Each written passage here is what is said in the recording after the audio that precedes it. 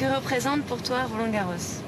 Pour un petit garçon ou une petite fille qui joue au tennis, Roland-Garros, c'est vraiment l'événement de l'année où on peut suivre les joueurs, où on peut tout simplement rêver. Et moi, j'ai eu la chance d'en faire partie dès mes 15 ans. Donc c'est mon 7e Roland-Garros cette année. Ah oui. Quelle a été ta plus grande émotion à Roland-Garros? À 15 ans, j'ai remporté mon premier match à Roland-Garros. Et ensuite, je me suis retrouvée confrontée à Amélie Mauresmo au 2e tour. Numéro 3 mondial sur le Suzanne Lenglen. C'était énormément d'émotions.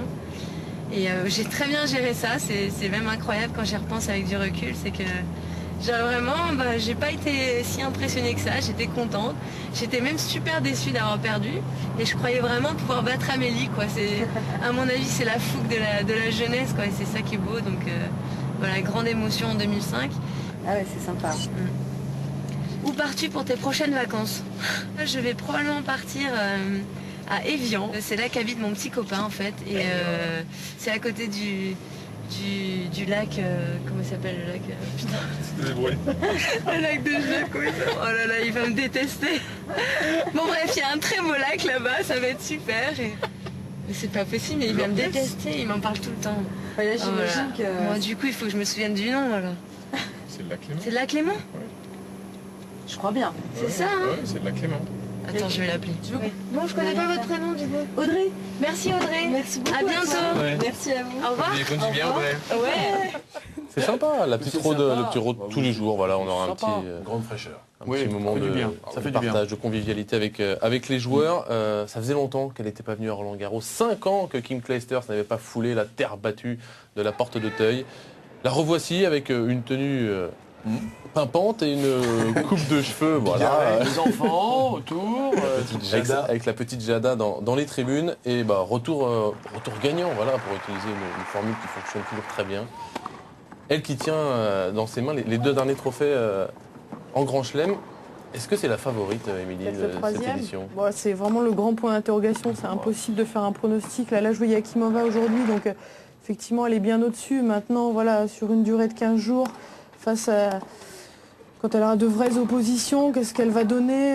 Voilà, elle est en manque de rythme. Après, elle a un tableau qui est relativement sympa. Là, elle a l'air plutôt bien. De toute façon, quoi qu'il arrive, si elle s'aligne cette semaine à Roland-Garros, c'est qu'elle l'envisage et qu'elle peut faire quelque chose de bien. C'est pas une joueuse qui vient simplement pour faire 2-3 petits tours. Je pense que même déjà sur quelques frappes qu'on peut voir, on la voit jouer aujourd'hui, on sent qu'elle y va, elle va vers l'avant, elle a quand même un niveau de jeu qui est quand même bien au-dessus des autres. Maintenant, ça reste à savoir si elle va tenir physiquement et la quinzaine. Non, elle est passée, en revanche, un petit tour et puis c'est fini pour Ana Ivanovic. Est-ce que l'ex-gagnante de Roland-Garros, c'est Ivanovic, je sais pas. Jankovic, on ne sait plus. Mais est-ce qu'elle s'est jouée encore au tennis Oh, ça c'est pas gentil. C'est pas gentil, ça, Benoît. Par moments, on se demande, ça c'est incroyable. Encore. Hein. Ouais, Non, mais elle est perdue je grossis le trait, mais c'est vrai que c'est assez étonnant. Non, mais pour moi, elle a un symptôme qui est malheureusement trop courant dans le tennis féminin. Elle change de coach dès qu'elle gagne, dès qu'elle perd quelques matchs. C'est-à-dire que si on fait la liste des coachs qu'elle a utilisés depuis 2 ans, c'est incompréhensible. En plus, la majorité d'entre eux sont de très très bons coachs. Avec certains d'entre eux, elle a eu de très bons résultats. Je pense notamment à Heinz Gunthardt, qui était le dernier en date, avec qui elle était vraiment remontée. Elle avait reconstruit son jeu. Et dès que ça marche, on dirait qu'elle a envie de changer. Oui. Elle rechange de nouveau. Et le problème, c'est qu'à chaque fois qu'elle prend un coach différent, elle repart sur un nouveau projet, de nouveaux axes techniques, tactiques. Et puis on a l'impression qu'elle s'y perd complètement à force. Elle change de direction sans arrêt. Et de nouveau, elle est perdue là. C'est assez étonnant. Donc c'est dommage parce que vraiment, avec Heinz Gunthardt, elle avait vraiment construit quelque chose de solide. Je crois qu'il a quand même des références, le bonhomme. Elle jouait vraiment mieux au tennis. Elle est remontée top 20 d'ailleurs avec lui, et puis malheureusement, depuis janvier, de nouveau... il est parti. Qui est optimiste quand même pour Ana Ivanovic autour de cette table? Il y en a qui disons, sont... dans un premier temps, pour bien jouer, il faut avoir de la stabilité. À partir du moment où elle change d'entraîneur toutes les semaines, elle est forcément instable. Donc déjà, ça va passer par une ossature bien solide, et après, elle pourra revenir. Et quand il n'y a pas de stabilité, l'émotion prend des ampleurs phénoménales et c'est une joueuse qui est extrêmement en proie à ses émotions. Elle se met dans des états quand ça ne va pas, de panique totale, comme on voit de temps en temps chez certains joueurs. Et elle déjoue très vite. D'ailleurs, on la voyait aujourd'hui, elle a beaucoup surjoué dans son... Je parle de ses AID, cette espèce de cinéma qu'elle fait. on n'y croit même pas. C'est-à-dire que c'est bien d'avoir un... Ah bah tiens, justement, c'est bien, oui, mais c'est bien d'avoir un body language. Oui, mais ça prouve qu'elle n'est pas du tout en confiance et qu'elle veut s'auto... Elle joue à la s'auto-persuasion, c'est-à-dire. Et elle est dans un état comme si elle perdait des points comme si elle était en finale d'un grand chelem. Alors, il y en a une qui surjoue pas en ce moment, c'est une autre Hitch. Petkovic, Andrea Petkovic, l'allemande, l'intellectuelle du circuit, qui l'une des plus sympathiques. Non, c'est ça, elle est très ouverte sur la culture, sur les musées, la politique également. C'est voilà, il y a ça aussi. C'est la Petko-danse, c'est ce qui la rend extrêmement sympathique. Elle l'a fait évoluer, hein, parce qu'avant... C'était pas la même en Australie. Voilà, c'était la Petko-dance qui était beaucoup plus à travailler sur les hanches. Chacun son domaine de Vous la décryptez, Frédéric. C'est beaucoup plus un travail à base vraiment de mouvements de hanches, alors que là, c'est beaucoup plus les chevilles et les pieds qui travaillent. Oui, c'est un peu un moonwalk adapté à la sauce Petkovic. Mais au-delà de ça... Par contre, elle, le body language qu'on a vu à la fin du match, c'est pas du cinéma, je peux vous dire, parce que c'est une sacrée battante. C'est une battante, elle travaille beaucoup aussi. Voilà, elle a énormément. Elle a une technique qui, à mon sens, est un petit peu limitante. C'est quand même pas très catholique comme technique. Il y a beaucoup de rotation de buste, etc. Bon, moi, je suis pas du tout fan de sa technique. En revanche, elle a un caractère, un charisme et une envie, un cœur exceptionnel. Et il y a quelques années, il y a 2 ans, je la voyais vraiment, je l'avais annoncé futur top 10 et je suis content de voir qu'elle progresse régulièrement. Elle commence à pas être loin du résultat. Comme tu dis, elle a une C'est l'heure de la pause. C'est l'heure de la pause. Bon, je m'en vais. Donc voilà. Ça, c'est vous sortez avant la pause tout de même. C'est la dernière fois, c'est la dernière fois. Pour le beau point du jour. Le plus beau point du jour. C'est la dernière fois que vous me coupez la parole. C'est parti. C'est John Isner face à Rafa Nadal. Allez, Henri, c'est Avantage pas comme ça. Avantage le compte.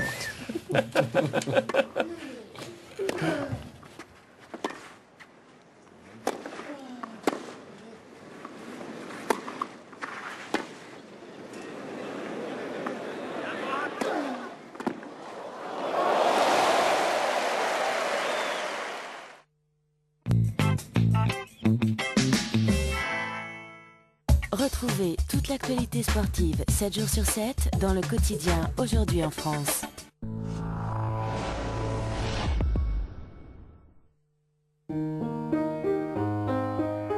Un jour, je serai vétérinaire.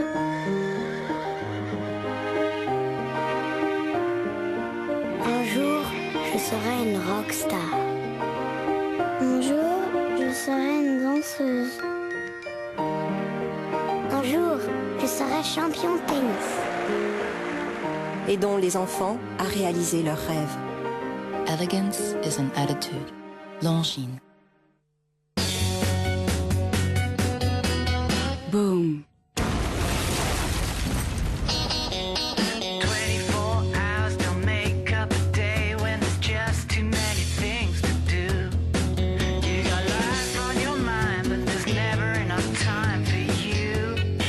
Nouveau Touran, pour les vrais héros d'aujourd'hui.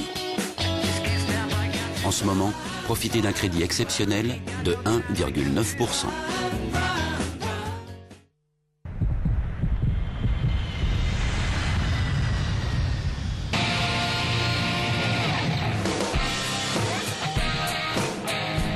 En fait, c'est un peu ce que je ressens quand j'apporte une solution performante à un client pro. NeoPro 24/24 Platinum. Profitez de toute la puissance de votre smartphone. Appel, mail et Internet 3G+, 24/24 en France et à l'international. Bouygues Télécom Entreprise, en faire plus pour les professionnels. Appelez le 3100.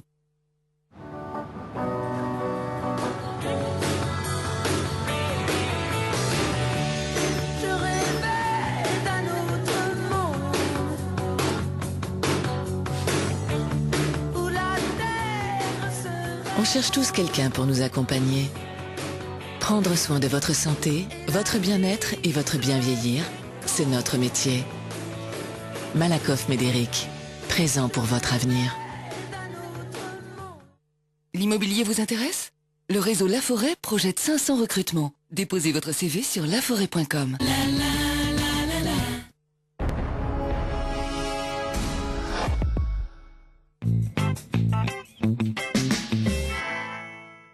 Avantage Lecomte, en association avec Longines, chronométreur officiel de Roland Garros.